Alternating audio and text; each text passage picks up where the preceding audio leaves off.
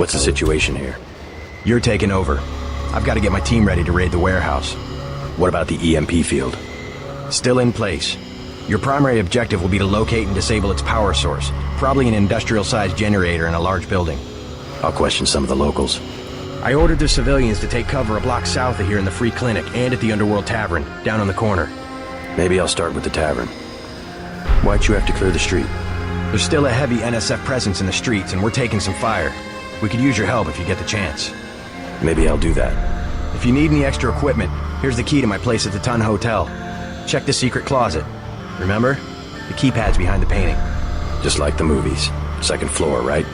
Yeah, and take a charger for the riot prod. We don't need another Anna Navarra shooting spree. Whatever you say.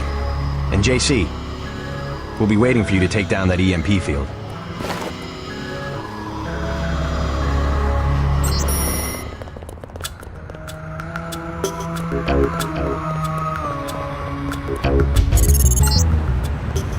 We're getting reports of a hostage situation in the Ton Hotel, which is at the southeast corner of the block. When you stayed with Paul, did you meet Mr. Renton and his daughter Sandra? We think at least one of them is still inside.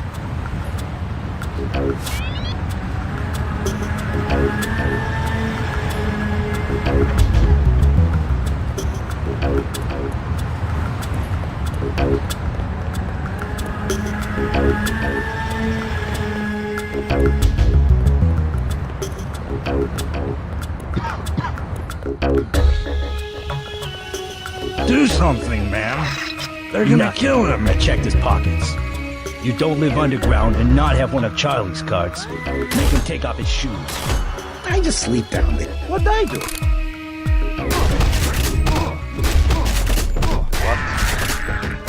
One shot.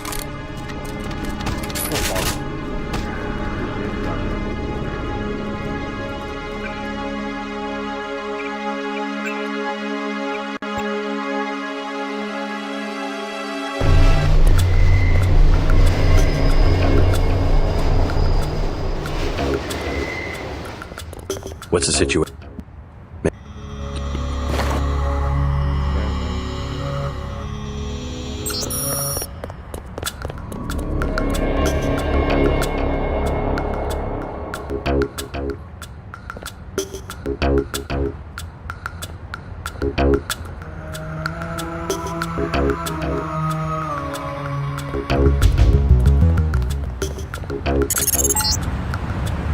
We're getting reports reports of a hostage situation in a Ton Hotel, which is at the southeast corner of the block. When you stayed with Paul, did you meet Mr. Renton and his daughter Sandra? We think at least one of them is still inside. What the fuck is this?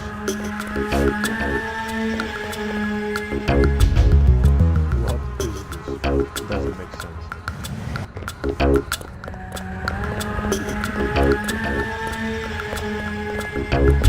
Talk to one of the guys in green. Unato's running the show today.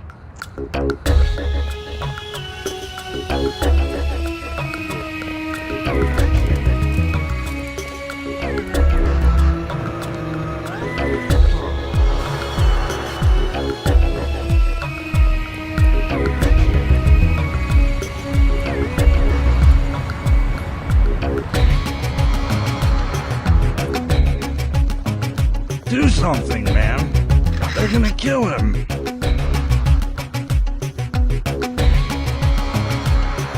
Nothing. I checked his pockets. You don't live underground and not have one of Charlie's cards. Make him take off his shoes. I just sleep down there. They don't give you money unless you're on the council. Take off your shoes. Charlie has no reason to be stingy. If you...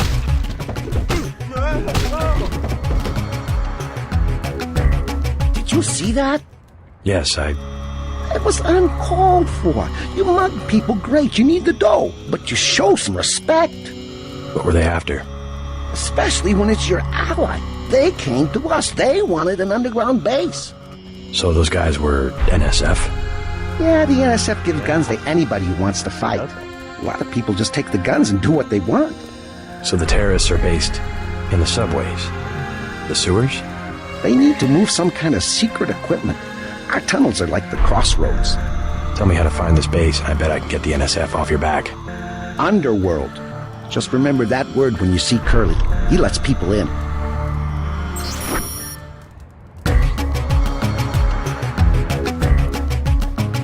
Next manhole I see, I'm going underground. And I'm not.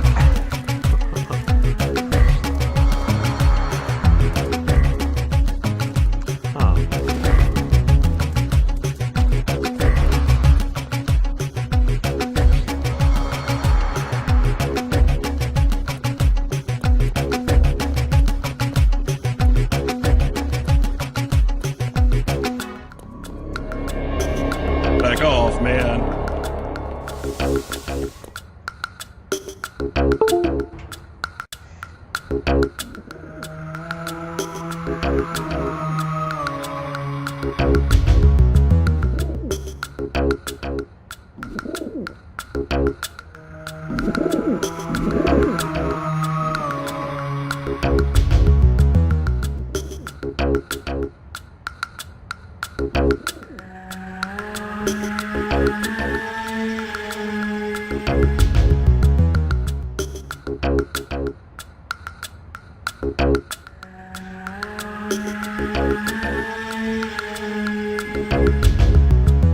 What the fuck is this?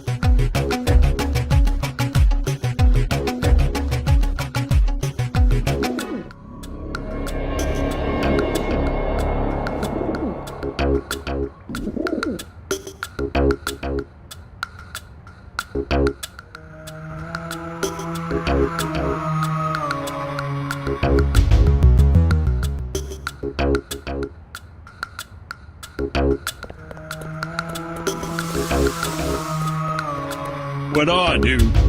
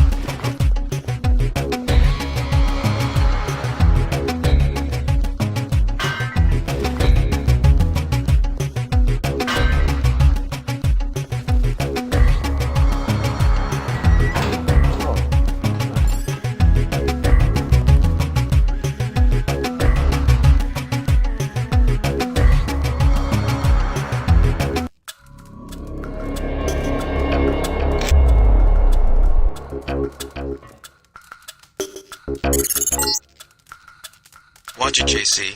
Our agents report that this area is booby-trapped. And the latest news? Your brother's team hit some resistance, so they're gonna be...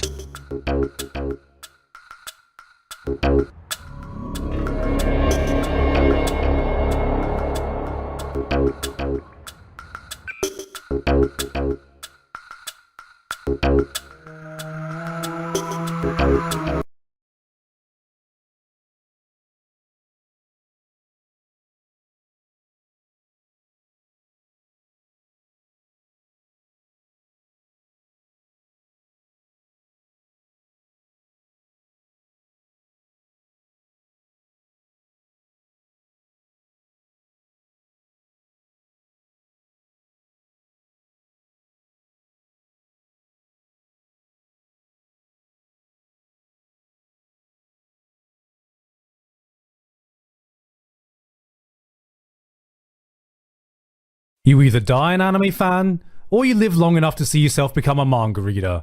Sun Tzu, God of War Ragnarok. Maybe you've only started watching anime, maybe you've been watching it for years, maybe you don't even watch anime anymore but you still watch these videos. What the hell are you still doing here? Eventually, we all reach that point where there you are, watching that anime, talking about how much you're enjoying that anime, and then there'll be that one dickhead friend who'll rise up and go, why are you watching the anime? Just read the manga, bro. It's so much better. And maybe out of pure spite, you go ahead and read it just so for once in your life you can shut that guy up. But when you do, you realize, fuck, I'm friends with a dickhead. The manga was better is a phrase that's become synonymous with our community to the point where it's inescapable. But how much weight does it actually hold? What makes a good adaptation? What makes a bad adaptation? Is the manga actually better? Is your friend really a dickhead? Yes. The topic of manga and anime adaptations is a long and nuanced discussion that's been had so many times in our community that I don't even know where I can even begin. Like Godwin's law, every conversation you have about manga adaptations will eventually lead you one step closer to mentioning Berserk. You have arguably the greatest manga at your fingertips and one of the greatest stories ever told, so surely if you just stick to the source material, no matter how it looks, can an adaptation that stays completely faithful to the story and characters still be bad? The Black Swordsman! You!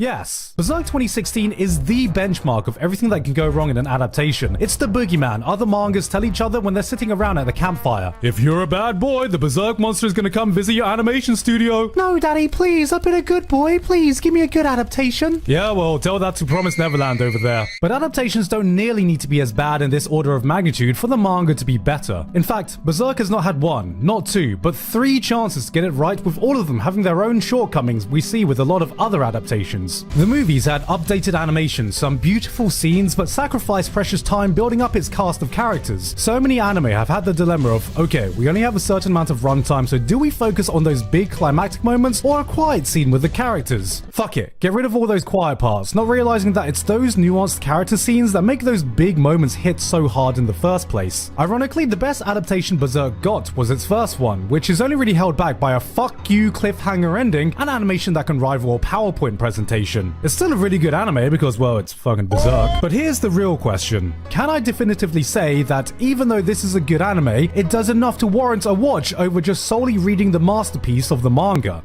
Well, yes, because it gave us some of the best dub outtakes of all time. Alright, who's gonna jerk me off? Sometimes I ask myself, if an anime follows a manga one-to-one and all it does is add music, color, and voice acting, is that enough to call it a good adaptation? And for me, that answer is no. If I watch the first episode and I see that all you're doing is adding a generic soundtrack and mediocre animation, fuck it. I'm just gonna go read the manga and say I watched the anime. Don't lie to me, I know you've done the same. Look man, I'm a grown-ass adult now with grown-ass responsibilities, and we know reading manga is basically watching anime, except you can do it way faster. To me, an anime really needs to do something above average to warrant a watch, because so many come in with the philosophy of being a glorified advert for the source material anyway. That's why seasonal anime have low-key become a manga recommendation platform for me for those shows that I find catch my interest but just have completely bog-standard production values. If you're wondering how I go through so much isekai, that's the secret. And on top of that, before an adaptation can even be good, there are so many things it has to avoid to be bad. Back in the day, long-running anime had this obsession with staying on air for as long as possible, but every franchise would run into the same problem of catching up to the current manga it was based on. Their solution? Let's just make them do a bunch of stupid bullshit. Back when I first watched Naruto, even my dumbass 12-year-old brain registered something was off when I was like, why did Naruto go from chasing Sasuke to becoming a giant robot? Does no one here have any urgency about what just happened? And it was then that I discovered the concept of filler episodes. Thankfully, modern day anime has realized now that basically everyone skipped filler episodes anyway, but where it gets really messy is when the filler starts getting integrated into normal episodes. And I hate to do this to one of my favorite franchises of all time, but that's the reason I stopped watching One Piece. The One Piece anime is something I hold dear to my heart, but after a certain point, the anime just became unfucking watchable for me. I'd noticed several episodes in a row would have a 5-minute recap of stuff I literally just saw. They'd keep cutting to characters nobody gave a shit about to do a scene that doesn't fucking matter. Pacing was murdered by characters constantly pausing and having extended stare-offs where absolutely nothing was achieved except padding out the runtime. This is when filler ceases to be just a minor inconvenience you can skip to something that actively hurts the viewing experience just so you can stretch out the material you have as far as possible. And so, I started reading the manga and never looked back since. Manga readers have this obsession with getting a perfectly faithful adaptation, and it's easy to understand why. We've seen Promised Neverland Season 2, we've seen Tokyo Ghoul Route A, we've seen what happens when an anime looks at a manga and goes, no, I'm actually gonna do my own thing now, bye bye, fuck you. Anime original endings, shows that completely rush through the source material, the list goes on, and because of this, it feels like there's a pressure to stick as closely to the manga as possible, but is being 100% faithful always the best way to go? The Boys is a great example of this. It took a violent, edgy for edge's sake comic and reworked it to be a modern satire of superheroes and commercialization, making it a far more interesting product than it ever was. That was diabolical. But anime has also done similar things. K-On! Transformed a 4-comer manga into a coherent ongoing storyline with a bit of music sprinkled in that became one of the most beloved slice of life anime to ever come out. Devilman Crybaby did. Well, have you seen the original Devilman at all? Being faithful, while proving to be a stable route to success, can sometimes be a shackle if the anime is just trying to take every panel, every scene, and putting them on the screen. Because what I think we don't see enough is what it means to adapt to anime itself. Manga has a lot of strengths as a medium. You turn the page of a Junji Ito horror manga and it's effectively a jump scare. You're greeted with this detailed, horrific imagery that will haunt your nightmares, gruesome drawings that'll seep into your unconscious, never to leave your memories again. And in the anime, it's like, why did Squidward have a baby with Megamind? Transforming a manga to anime doesn't mean just adding movement. You need to know what works for anime and vice versa. You know, it's easy to show you a panel of Mob Psycho 100 and a scene from the anime and be like, I wonder what's the best way to experience this story. But I think it goes deeper than just animation equals good, because what I think is more important is capturing the soul of the original while translating it to what works best for film. And to make my point, we need to talk about something entirely different. Light novels. You can almost always tell within 5 minutes when a show is adapting from a light novel as opposed to a manga. Characters aren't afraid to go on overly indulgent internal monologues. There will be long scenes of nothing but just dialogue between 2 or more characters with almost nothing visually interesting going on. Character A is talking, okay, cut to character A standing still and talking. Character B starts talking, okay, cut to character B. A is talking again, okay, cut back to A, then B again, then A. It all feels so rigid, like an AI program looked at the script and went, okay, plot understood, here are your storyboards. And only in the rarest moments does it feel like any thought was put into the visual aspect beyond the dramatic scenes and action moments. Cut to manga adaptations, boom, instantly, dialogue is used more sparingly. You normally get a sense there's a bigger emphasis on visual storytelling, which makes sense because did you know? Manga has visuals. Of course there are exceptions, but on a whole, anime based on manga often feel very different to anime based on light novels because the source material is always written or drawn with their original medium in mind. But shouldn't the anime take this into account? You look at a dynamic shot like this and you immediately feel, alright, now this is an anime original production not bound to any manga. But way more anime could do things that are suited only for anime, like one of the big things where manga can falter, it's in the action. I'm sure we've all read that one manga where there's that big epic fight happening. Punches are being thrown, swords are swinging, shit is hitting the metaphorical fan, and you're like, I can't tell what's going on. Subtle movements in intense action scenes can easily get lost on a still page, so manga needs to compensate by portraying big, clearly defined actions so the reader doesn't lose track of what's going on or just have a bloody monologue explain it. Take a look at this live action choreographed fight scene. This one's a favorite of mine. You have 2 guys fighting, the protagonist and the big boss, and the big boss is always just one step ahead. The man has counters for counters of your counters, and this is all conveyed in split seconds. No explanation, you can see what's going on. Now, if this was a manga, this fight would be like, okay, what he's gonna do is throw a mid-kick to my left, so what I'm gonna do is catch his kick, then elbow his leg so he can't kick anymore. And the other guy would be like, haha, fool, I'll just bend my leg at the last second, blocking his elbow and nullifying his attack. Oh no, he blocked my elbow. Well, in that case, what I do next is... The great thing about anime is that these rules do not apply. So why is it that almost every adaptation pretends that it doesn't? More often than not, anime fights of a manga have the pacing of the manga fight. The framing looks exactly the same. Actions get explained even if we can clearly convey it through movement. Now, unless you're embracing the chaos like JoJo or Baki, you shouldn't always need to do this. Part of the reason I love the Hanami fight from Jujutsu Kaisen is that it strikes that perfect balance of explaining Todo's power but still showing you the effect it has on the opponent. But there doesn't even need to be any complex action going on. Ufotable looked at Demon Slayer and went, okay, this fight isn't too complicated, so how much can we push the climax of this one part? How much can we raise the bar of hype and excitement to build towards this one moment? And that resulted in a scene with one of the highest visual spectacles anime has seen. This was one of the moments that defined this year of anime, and this incredible, this out-of-the-world scene was 5 fucking panels in the manga. I mean, look at this. There was a whole panel explaining Uzui's sound power, and they went, no, we don't need this bullshit. This will just mess up with the pacing. We can show this visually. And then proceeded to turn this into...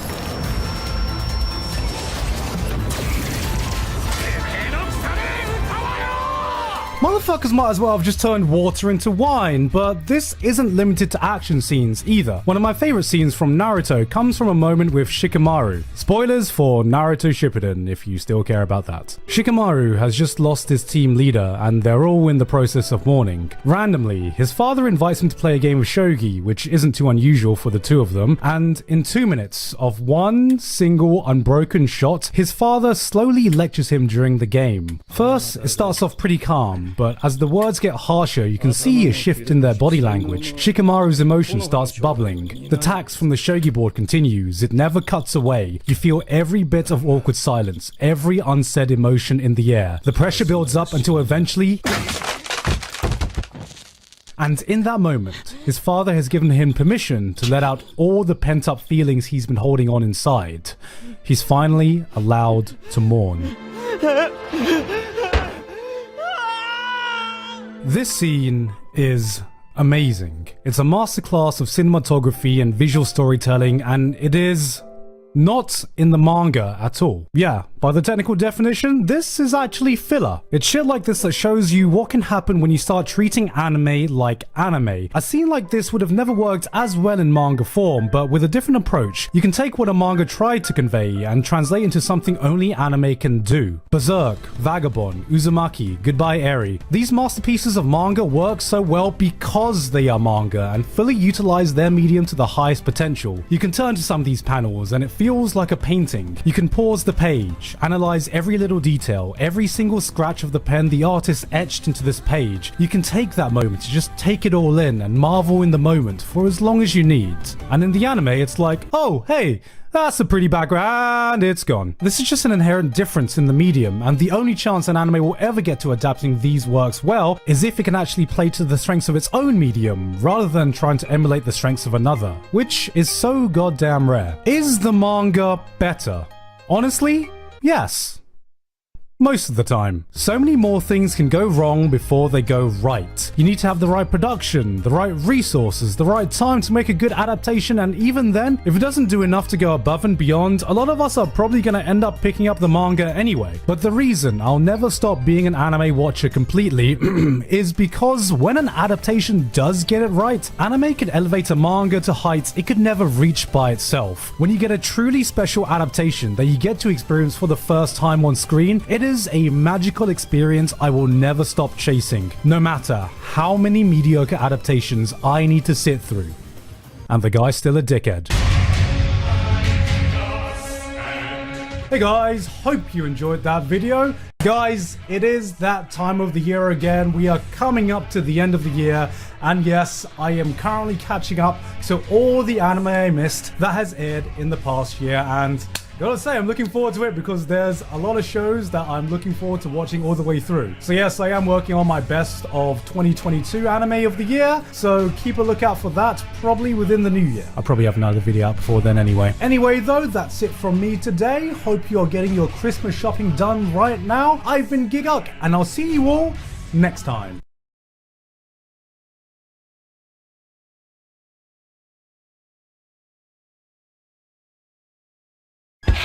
The year is 2014. Flappy Birds is increasing the global rage index by 100%. People are going a bit mental, pouring a bit of cold water over their heads. I'm working for a small little company no one's ever heard of called The Big Black Cop, and an anime called Tokyo Ghoul starts airing. This damn thing became inescapable. If you were on Tumblr, you'd see that goddamn edgy mask at every convention you'd go to, and the world was introduced to one of the most iconic anime openings of all time, Unravel. If Renee Circulation was the weeb smash hit song, this became our national anthem. Come on, don't lie. At one point, I know the beginning of this song was ingrained into your brain, and you wish you could match that raspy, scratchy ass vocal texture the singer has.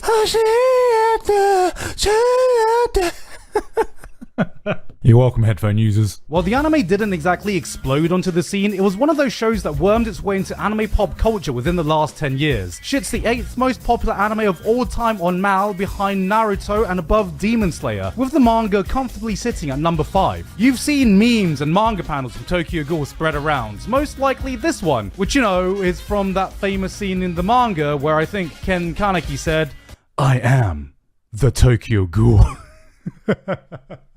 I think it goes on to more after that. And seeing all this unfold before my eyes, I always had one question. Why Tokyo Ghoul? I remember watching the anime and thinking, well, this is a decently interesting shonen show, bit edgy, but nothing I'm gonna write home about. Then, like locusts, swaths of manga readers would swarm around me and proudly exclaim, but did you actually read the manga? It's so much better. And I saw Kaneki's white hair and his fabulous black nails, and I was like, okay, manga readers, whatever you say. Now, isn't there a Jungkook fan cam you should be busy working on right now? I'm just saying, Tokyo Ghoul is a deep, complex story, and Ken Kaneki is such a tragic character that nobody understands. And I take offense to that last line.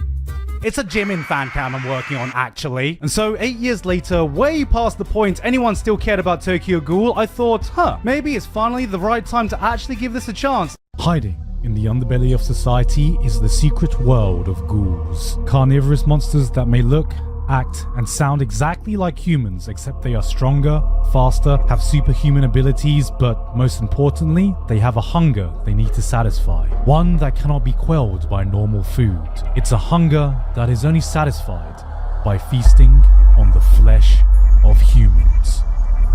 Ken Kaneki wants pussy. My man! My boy's out here just trying to get laid and scores a lucky date, but unfortunately for our boy, before he can start eating the pussy starts eating him. Luckily, he's saved by some falling beans, except both of them get crushed, and to save his life, the doctors thought it would be a great idea to just transplant this random lady's organs into Kaneki, without knowing that she was a ghoul. And so begins Kaneki's journey into the world of ghouls, as he slowly learns to accept that he has become one. On the surface, Tokyo Ghoul is a series I didn't think would appeal to me, because when I looked at the show, the aesthetics and the fanbase, I went, wait a minute.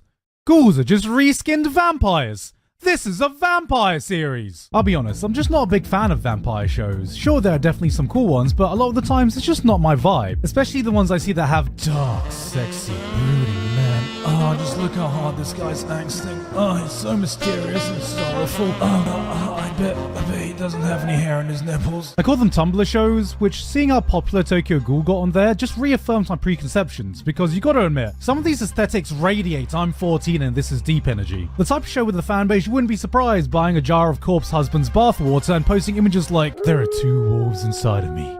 One wants to eat, the other wants to eat. Maybe I'm just fucking fat. And at the beginning it seemed like pretty much that. Ghouls eat humans, so ghouls equal bad. Kaneki good, because he's fighting against bad ghouls. But when I started to really see what the story was about was with the introduction of the CCG, or the organization that was created to hunt ghouls. We get introduced to this guy, and I mean, just fucking look at him. I could put on a red spacesuit and run down the street shouting Among Us and I would still look less sus than this guy. He shouldn't be let near a playground, let alone a position of authority, so when we see him taking pleasure in murdering a young ghoul's mother, we kind of start to realize, wait, are we the baddies? Before you know it, different factions start forming on both the ghoul and human side of things, each with their own philosophies of the right course of action to take. Tokyo Ghoul crafts this world where the conflict just feels organic. Every single character has a reason they're part of this fight, a part of this war, and it always feels justified no matter how scummy a person they may be. Sometimes humans are the monsters, sometimes ghouls are the monsters, a lot of the times both are the monsters, and in between there are a select few just trying to find peace in all this chaos. Tokyo Ghoul tricks you into thinking this is a story of the struggles of ghouls trying to find a way to exist in a world of humans. And then halfway through it's like, psych, bitch! Here's Tokyo Ghoul Re, where we shift perspectives to the opposite side of things and see the sacrifices humans need to make to protect themselves from the destruction and despair ghouls can bring. You can't blame ghouls for needing to consume the diets they need to survive any more than you can blame humans for defending themselves from being the hunted. In this world, there are no good guys and bad guys, just guys trying to survive in the place they were born in and are willing to fight with their life on the line to protect it. Every character has their own biases, their own prejudices, and the more you find out about them, the less you can blame them for feeling the way they do. And that's what I feel sets up what makes this series truly shine, which is Kaneki himself. Now I fully admit, at the beginning every time Kaneki opened his mouth, I let out a big sigh and eye roll because it was a bit like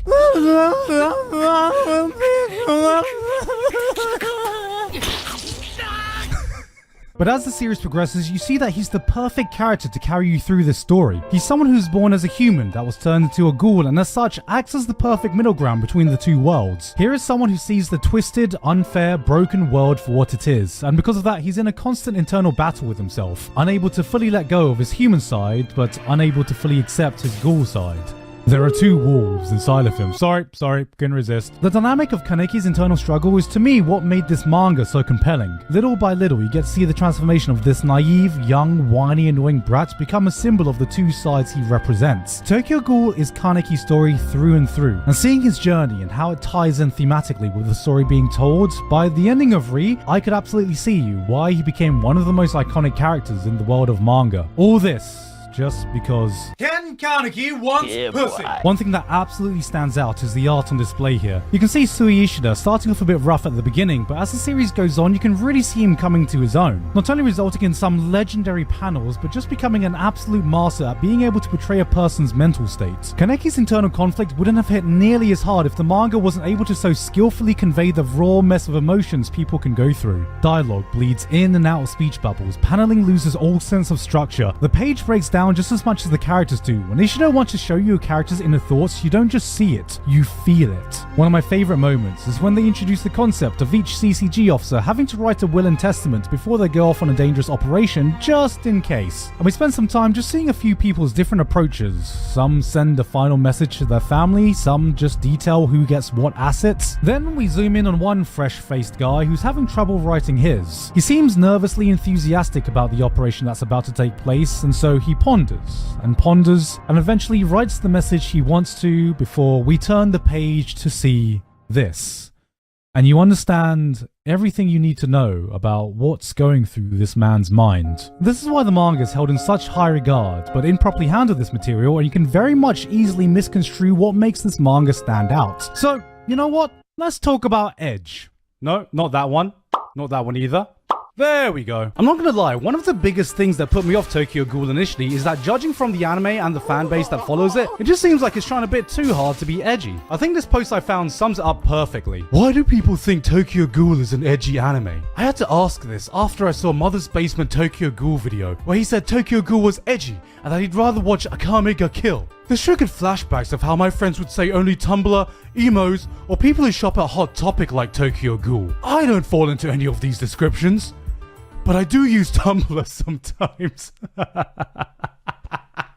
I often find it hard to verbalize exactly what the difference is between a story that's dark and adult versus something that's edgy. What makes something like Berserk mature versus something like Akame ga Kill? Both are filled to the brim with violence, have messed up things happening throughout the story, and are full of crazy, larger-than-life characters. But at the end of the day, edginess is just a feeling that you get. Berserk is one of the most engrossing stories in the history of manga. There's depth to the characters, a reason for the madness, a message at the heart of the tale that can move the toughest of men. Whereas for shows like Akame ga Kill, Mirai Nikki, Elfen Lied, you get the feeling that they are trying to be violent and shocking for the sake of being violent and shocking. Watching these give me the same feeling as seeing a teenager trying to seem way cooler than they actually are, but where that boundary lies can differ from person to person, and the line between mature and edgy is something that can be paper thin. Tokyo Ghoul is a series that lives on this line. It was born there. My boy Kaneki set up camp up there and is navigating it like a goddamn trapeze artist walking down to the tune of Evanescence Bring Me Back to Life. But through his style of storytelling, Ishida manages to keep his manga ever feeling like it's gone full edge. You know, for the longest time, I saw this panel of Kaneki saying, "I am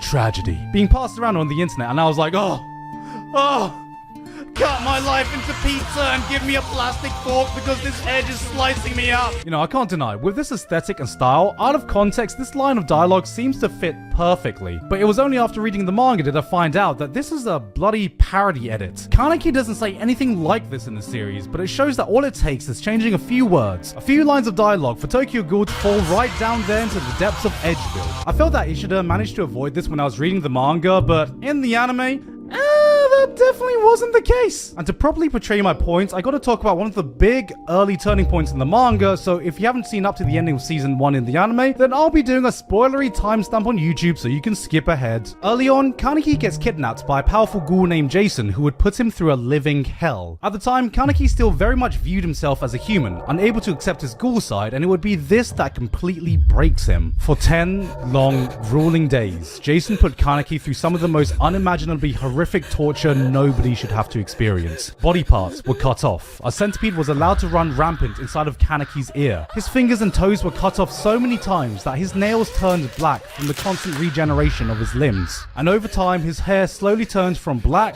to white from the sheer stress and trauma of the event. First, just a strand, then a patch, then by the end, every single strand was white. His mind was pushed to the breaking point, and then kept going far beyond that. And at the end of it all, with nothing left to cling on to, no hope left, he turned to this absolutely grotesque panel as you see Kaneki cannibalizing himself, eyeballs popping out, fingers clawing his face off as he finally accepts that he is a ghoul. Seeing this panel for the first time, I got such a guttural reaction of a mix of so many different emotions, and it was such a powerful, raw way to show Kaneki completely breaking down and accepting his ghoul side. Now, how did the anime do this? Well, he has a nice friendly chat with Rise before having a little cheeky bite of her, and then for some reason his hair instantaneously turns white, and before he remembers to wipe the Nando sauce off his mouth, we get this. I am a ghoul. Now, I'm not saying this is the worst way to adapt it. I'm not even saying that this is a bad scene overall, but come on, man. Can we even compare? The first time I saw this scene, my guttural reaction was, oh, you better watch out, Jason. Kaneji's in the house. Yes, this is the exact moment Ken Kaneki becomes Heisenberg. Goddamn right. It's small shit like this that throws off the nuance of emotions you get when you read the manga and shifts it way more into the edgy side. Because yes, having your protagonist spawn white hair and black nails the moment they get a badass, dark, brooding power-up only to have Unravel start playing is edgy as fuck, even if that song is awesome. Even at its best, the Tokyo Ghoul anime never felt like it captured the same visceral emotions contained in the manga, and may I remind you, this was the good adaptation because woohoo! Let me tell you about the train wreck that came afterwards. Right after this came the direct sequel that they called Tokyo Ghoul Square Root A, which is just... What the fuck does that even mean? Whose bright idea was this? Did they just have a chronic fear of the number 2? Somewhere out there, a mathematician is crying right now! Root A is a reference to and pun on the Aogiri Tree organization, which is the focus of the second season. A is simply the first letter of the organization, and the root is a pun on tree root, since it's Aogiri Tree. But it might be more accurate than I'm giving it credit for, because it makes about as much sense as the fucking season does. To call this season a glorified fanfiction would be an insult to fanfictions. Kaneki goes down a completely different path, making a completely anime original adaptation, except somehow stitching things together so they kinda result in the same climactic fights and events, but since they did this while removing all character motivations and moments from the manga, absolutely nothing anyone does makes sense. This is what would happen if you gave the Tokyo Ghoul manga to Stevie Wonder and asked him to recreate the events he read. By removing the same context, by removing the small character moments, by removing all nuance in the story, not only did the developments not make any fucking sense, but oh boy, get ready to walk down that boulevard of broken dreams because we're taking that lonely road right into Edgeville. Tokyo Ghoul is yet another victim of a manga with an anime adaptation that completely squandered everything that made it great. The Tokyo Ghoul re-adaptation tried to salvage it, but by that point it was too late. And even then, I just don't think the studios were good enough to portray the same emotions Ishida was able to etch into his manga. Do I think the manga is a masterpiece? Not quite. I think there was a quality dip in the later half of Re where everything started to feel a bit rushed, and I'm not gonna lie, some of the fight scenes are just really hard to follow. What a perfect reason for an anime adaptation. But even though the road to get there was messy, Ishida found a way to give a conclusion to all his characters that left me feeling absolutely satisfied. There is so much more here than the edgy Tumblr show I originally thought it was, and I'm glad I gave it a chance. Tokyo Ghoul deserved better, and I should have listened to the side of me that ignored my preconceptions earlier. Guys, I guess what I'm trying to say is, there are two wolves inside of me. Hey guys, hope you enjoyed that video. Anyway, that's it for me today. No further updates. I've been Giguk, and I'll see you all next time. Ken Kaneki wants pussy.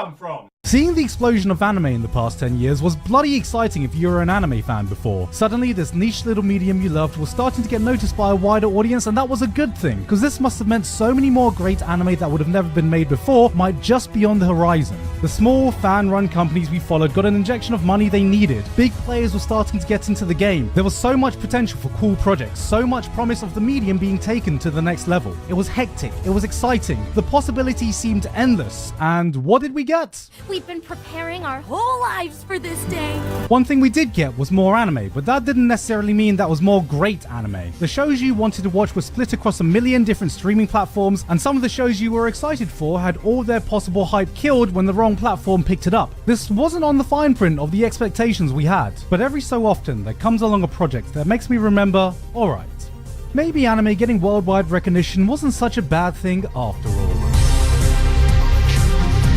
Cyberpunk Edgerunners might be one of the most exciting collaborative projects I've seen in years. Coming from Studio Trigger and CD's Nuts Project Red, this was the type of project we were waiting for. Following their very successful launch of Cyberpunk 2077, CD Projekt Red obviously saw potential for more stories to take place in the world they had crafted, and in the process might have accidentally made one of the best things to come out all year. Continuing this unexpected but wonderful trend of animated video game adaptations slapping harder than an Asian parent who'd just been given a bad report card. That's right, guys. I'm a real gamer.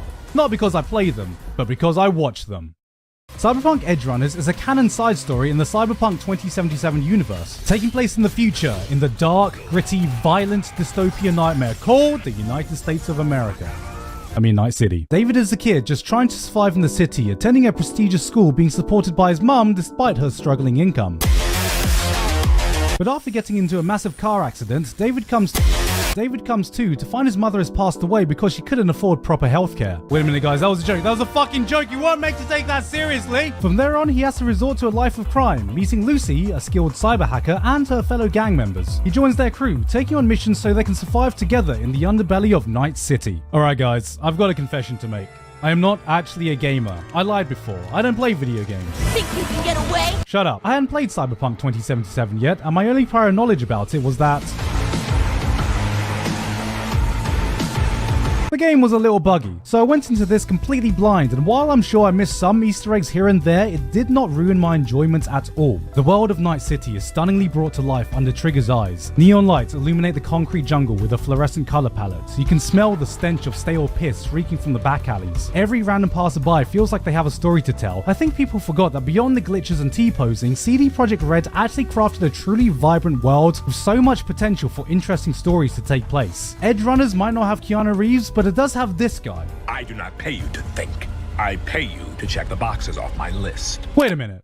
Is that my man Gus from Breaking Bad? But you can call me Sus. The first thing anyone will probably notice is Studio Trigger's footprint stamped all over the show. You know, as much as I like Trigger, recently when I saw their name attached to a project, especially if it was being led by this man, Hiroyuki Imaishi, I was starting to think I was watching a one-trick pony. I remember the first time I saw Gurren Lagann, I was blown away by the sheer absurd, over-the-top hype contained in it. Then I saw Kill la Kill, and I was slightly less blown away by the sheer absurd, over-the-top hype contained in it. Then I saw Promare, and I was puffed away by the sheer absurd over-the-top hype contained in it. And then I saw they were doing an episode of Star Wars Vision, and I was like, is there going to be some sheer absurd over-the-top hype contained in this? Yep. There it is. Now, did Edgerunners have some sheer absurd over-the-top hype contained in it?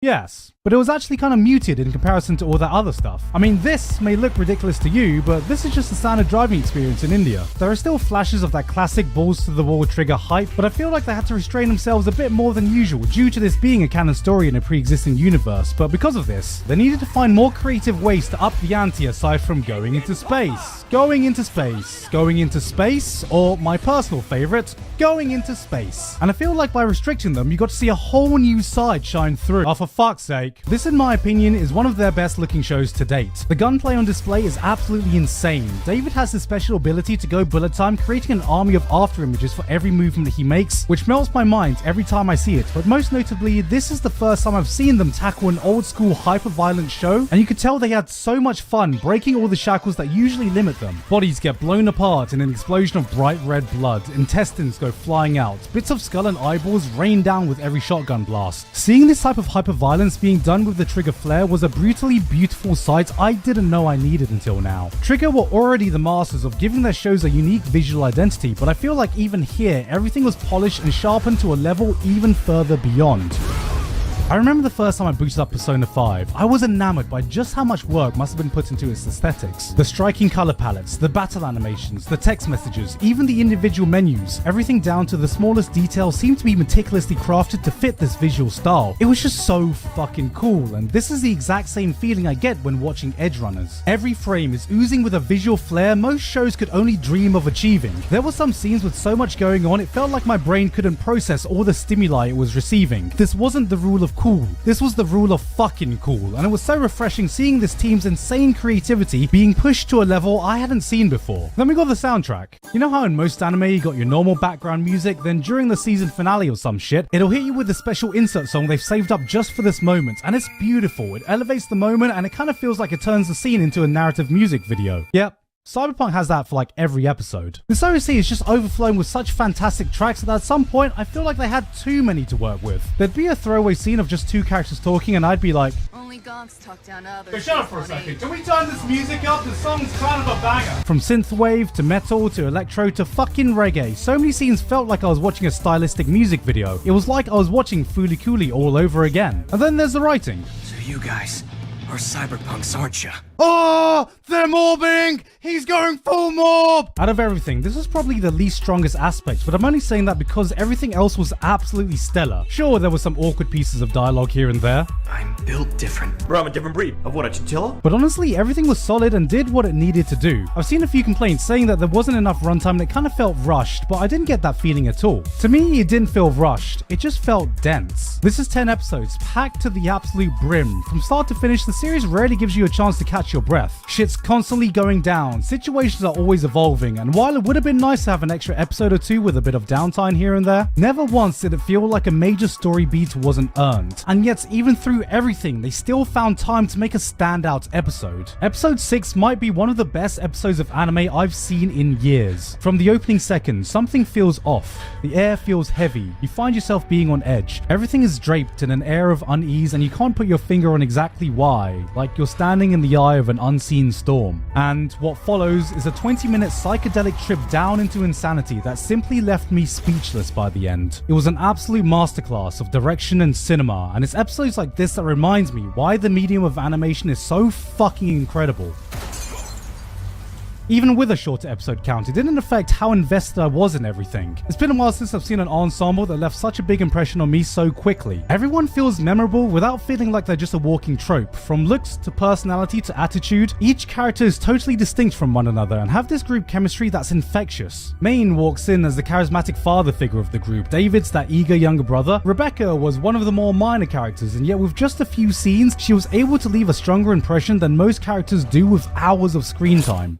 Oh, David, my man, what's going on? It's series like this that shows you don't need hours of backstory to get attached or like a character. Everyone felt like they were a part of this dysfunctional family and there would be a gaping hole without them there, and you get just as emotional when some of the major events happen. Watching this reminded me of the feeling I got when watching Cowboy Bebop. I didn't need Spike, Faye or Jet's backstory to get attached to this crew. I already was way before their respective episodes, because it was just a pleasure to spend time with all of them. You never wanted their journey to end, but you knew it had to eventually, and when it does, you're left with this bittersweet feeling of emptiness, knowing that you've had to say goodbye to your time with them. You're the guy who jumps into the fire to rescue someone. Anyone. Even when you know you're gonna get burned. Cyberpunk Edgerunners is an example of what happens when you give a team gone mad with creativity the resources to do what they want to do. This is what it's like watching a show where every single person working on a project gives a shit. You can feel the love and excitement emanating from every single second of this runtime because absolutely no one half-arsed it. Everyone brought their A-game, not a single person phoned it in. It's as much a passion project as it is a promotional piece for a gaming franchise everyone had already written off. This was the project we were promised when anime started to get more recognition globally. The prospect of some of the most talented names in the niche medium of anime we followed getting to go wild with some of the biggest names and franchises from a totally different medium was meant to give us more shows like this. And I hope that this isn't just the exception, but the standard for future collaborative anime projects to come.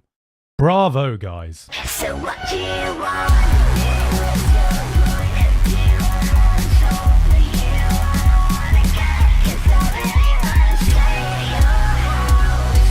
Not a single T-pose. 0 out of 10. Worst adaptation of all time.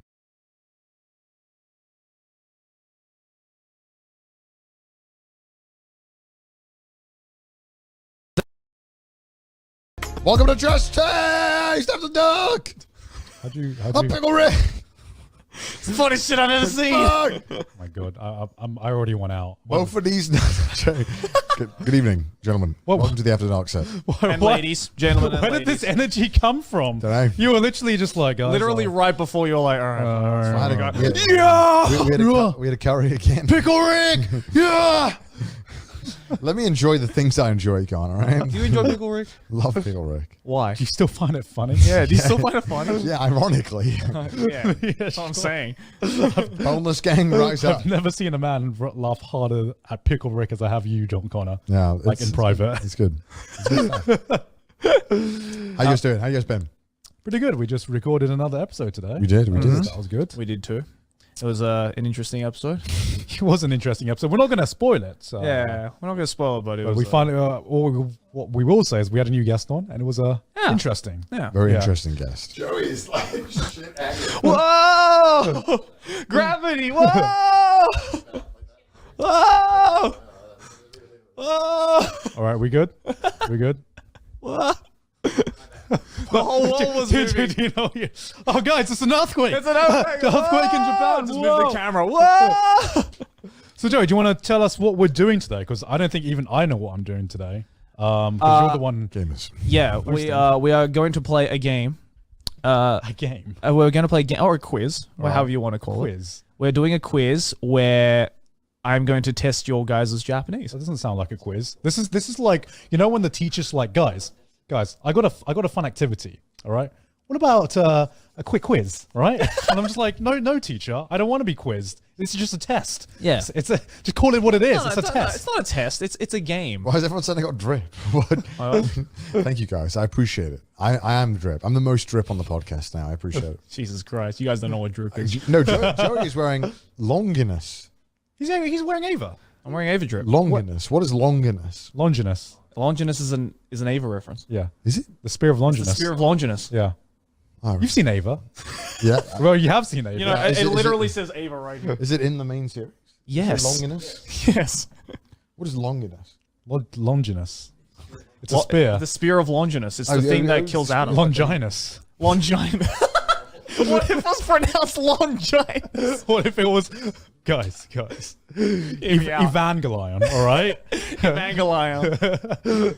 Neon Genesis Evangelion with the Spear of Longinus. Longinus.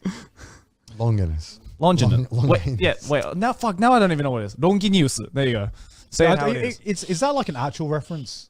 Or Longinus? Yeah. I think it's from like some kind of mythology, right? It's the spear that pierced Jesus' side on his crucifix. That's right. It's the spear that killed Jesus.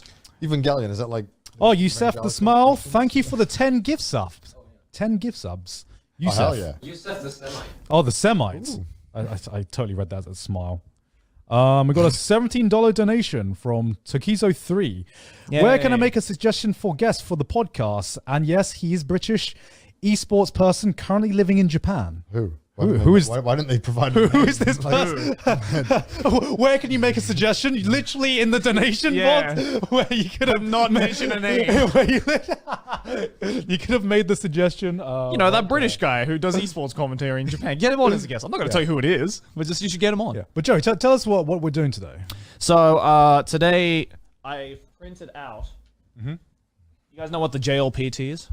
I do, but I'm sure a lot of the viewers. Okay, the JLPT stands for the Japanese Language Proficiency Test. Basically, it's a test that you do to see if you are actually Nihongo Jozu or not. Yeah. Basically the JLPT. If you pass the JLPT, you will be able to quantify how Nihongo Jozu you actually are. It's a qualification, right? It's like a legit qualification. Yeah. So I took the JLPT back when I was in high school. I was like 16. And there's like different levels to it. So it starts from the lowest being N5. Yeah. And then it goes N4, N3, N2, N1. N1 is the most difficult. Basically, if you can pass the N1, you can literally write that down in your resume and get pretty much any job you want in Japan. All right. Because it's like even native speakers, it's hard to get an N1. Really? I've heard so many different things, right? Where okay, you've passed the N1, right? I've done the N1. How hard is the N1? Like as a native speaker? Stupid hard. Really? Yeah. So basically, it obviously teaches, you obviously get examined on things like listening and like writing, speaking, all that kind of stuff. saying N6 gang, rise up. N6 gang, let's go. There's no N6, dude. But, we're going to make one today. Yeah. We're going to make the N6 test right now for us. Yeah, so basically the N1 is like, obviously it's like, so the Japanese language proficiency test, it teaches you on things like listening, writing, speaking, and all that kind of stuff. Yeah. But then when it gets to like N1, you learn this thing called keigo, which anyone learning Japanese will probably get, PTSD from just hearing the word. Why do I hear boss music? Yeah. So keigo is like formal Japanese, and you have to not only know how to translate casual Japanese to formal Japanese. Yeah. But the fucked up thing about keigo is that there's multiple levels of keigo, and they all use different words. So here's the thing I never understood about keigo, right? Yeah. Is like, what kind of makes it so hard? Is it just because there's so many ways to say the same thing? Yes. Or is it because you have to use the right keigo depending on the person you're talking to Also, or the yes. situation? Both. So everything. Both, yes. Okay. Yes to everything. Okay. So say for example, so for example, to say to eat, right, in Japanese is taberu. Okay, very good. Nihongo jozu. Oh, thank you. Right, so taberu would be casual speak, right? Like to eat, taberu. So if you were to ask someone, hey, you can eat this, or go ahead and eat this, right? Yeah. You could say, and these are both keigo, you could say, otabe kudasai, or you could say, omeshiagari kudasai.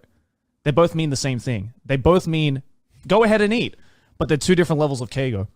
And in the JLPT1, you have to not only know how to say it in the different ways, but you also have to be able to distinguish who to say it to in what context. Okay, so how do they test you on that? Are they like, okay, let me set the scene. Mm. POV, you're sitting down. You're sitting down. N1. Doing the N1. How do they set the scene? Like, do they have to like literally describe the scene that you're in, or do they describe So the there's person you're different talking names to? for different levels. Right. So there's teinego, there's kenjougo, and there's sonkeigo, which is 3 different levels of keigo. Right. You just have to know that omeshiagari kudasai is kenjougo, and otabe kudasai is teinego. And they just basically describe saying, translate this sentence into teinego, translate this sentence into kenjougo. Otabe these nuts. Yeah, otabe these nuts, exactly. Omeshiagari these nuts. Sorry. That's the nicest, yeah. I'm so sorry. I'm so sorry. So, if you were like, if it's the difference between like, asking your boss to eat these nuts and like, and asking the emperor to eat these nuts, right? These nuts or tabete kudasai. Yeah. So that's teinego. But but that wouldn't be polite enough to ask your boss, right? Because your boss is a little bit. That's not polite enough for you. So if your boss to be like, these nuts otabe kudasai. Yeah. But if you were to ask like the fucking emperor, like the prime minister, you'd be like, these nuts omeshiagari kudasai. Right? When I talk to the emperor, that's exactly what I'm going to say. Yeah, these nuts omeshiagari kudasai. You could have said it to the health minister when we met him. I'm so sorry. Yeah, during the vaccination. So Ashley's printed out past papers of the N5, which is the lowest level. So this is like pretty much like. Wait, I thought we were doing a kanji test as well. Well, yeah. So I'm basically going to use these as a reference. Oh, okay. Right. To see how like difficult or easy I can get. But if it's too easy, then I'll think of some questions that might be of like a decent level. Yeah, I'm fucked with kanji. Like, maybe I'll beat Gon in something. Maybe Connor will finally get the dub because I know about 10 kanji. It's been a while. Because I started last week. It's been a while. I'm not gonna lie. These boys were just like, "Oh, do you guys want to do a kanji test?" And I'm just like, "How many kanji do we need to know?" Because like I know like 2 now. And, I don't know what like the level is for N5, obviously because I didn't take the N5. But he doesn't do this peasant. Yeah, I don't do this shit. This is some kind of peasant joke. I'm too rich to understand. This is like I was flicking through the questions earlier, and this is like shit you'd learn maybe in like 1st grade in Japan, maybe second. Better than 0 grade. Maybe right. maybe better than N6. Yeah, maybe 2nd grade. I don't know. It's hard to say, but. At least in Japan, Joyo kanji, which is the kanji that you learn by the time you graduate elementary school, so until you graduate year 6, right, is 1,024 characters. Yeah. Okay. I know about 1,020 characters total, like in my life. Of all languages. Yeah, just like, I don't know. I think I just know I know like 1,020 words in English probably. I know like 5 anime characters. Yeah, right. So, but like, yeah, obviously I won't go into like something that's like too impossible for you guys. And then I don't know, for me, I don't know, you guys can pick some hard kanji. Oh yeah, because we can test Joey on his Japanese. Well, to be because we fair- know what we're talking about. Well, to be fair, when I took the kanji proficiency test, I couldn't pass the second highest. I failed the second highest level. This is an anime of kanji. So, wait, what do you mean the kanji proficiency test? So this is the Japanese proficiency test. Is there like a level above N1? No. So the kanji proficiency test or the kanji kente is completely different. That only quizzes you on your kanji. Right. So I have Nikyu, which is the third highest, Right. which I think is it's like 5,000 characters. But when it gets like Jun Ikkyu and Ikkyu, which is like the second and second highest and the highest, it's like 8,000, 10,000 characters. So masochists. Yeah. People who hate themselves. I think they say that even for native Japanese speakers, there's a 7% chance to pass the very top level of kanji proficiency. So like even for Japanese people, it's fucking difficult. Yeah, because like I don't know every kanji. I'm thinking like, how many words do you guys think you know in English?